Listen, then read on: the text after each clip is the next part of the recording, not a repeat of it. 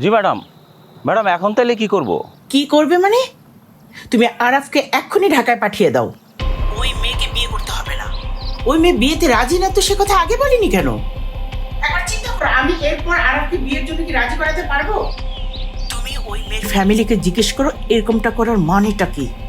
জি madam, আমি মেয়ের বাবাকে বলেছি, আচ্ছা মতো কথা শোনাই দিছি। এটা ইয়ার কি নাকি? কিন্তু ম্যাডাম ওই স্যার তো বলতেছে ওই মেয়েকেই বিয়ে করবে। এখন কি করবো ম্যাডাম?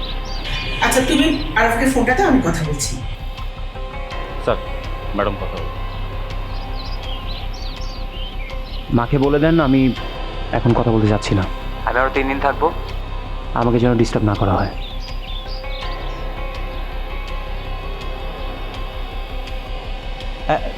জি জি জি জি ম্যাডাম। ম্যাডাম স্যার আরও 3 দিন এখানে থাকবেন এবং কথা বলতে চাইছেন না আপনার সাথে এখন।